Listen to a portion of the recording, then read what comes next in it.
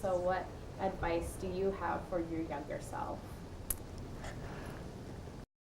The advice that I would have for my younger self is to be true to myself. I think I spent a lot of my life trying to fit into what I thought society wanted me to be, and I think not being true to myself was a big blunder, and it caused me to be really unhappy. And so when I finally was able to go back to that, I was a lot happier, and I'm doing a lot better in my own life. So being true to myself and loving myself was really important.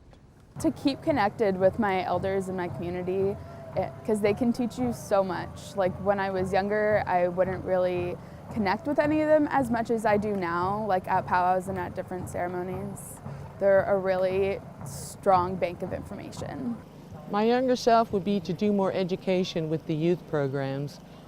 Always work on goals, always set them, always work towards being a positive person, but also being forgiving with myself. So not being so harsh on myself.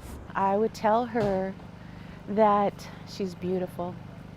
Each time I look back at the past and pictures from when I was younger, I remember how I felt in those days and how I would be so hard on myself and how I thought everyone else was so pretty and so lively and so full of personality, and I was that quiet, shy person that always looked down on myself. And so today, if I could look back and tell my younger self, I'm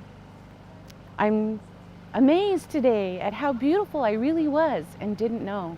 And I want our youth to know that they are truly incredible and beautiful and such a gift.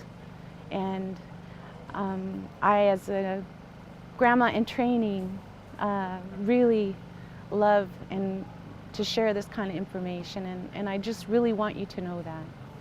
Not to wait for permission. It's up to us to decide what our responsibilities are and to fulfill them. I would probably say take your time. I tried to rush through life pretty quickly, wanted to grow up, wanted to be that cool kid in university.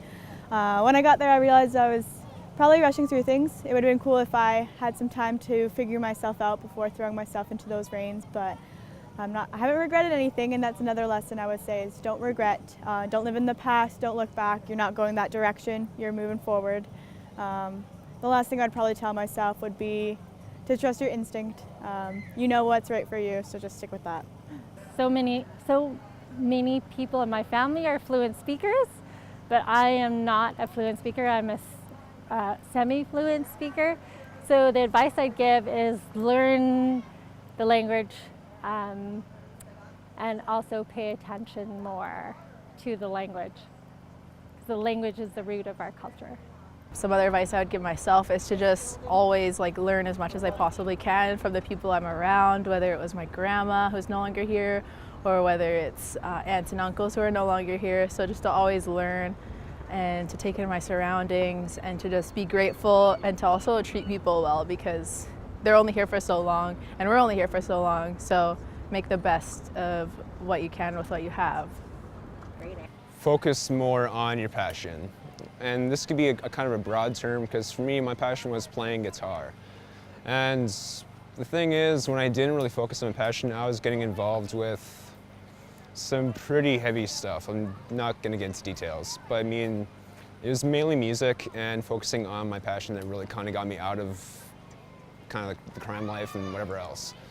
So if I were to talk to my younger self, I would just say stay away from those people and just play more guitar.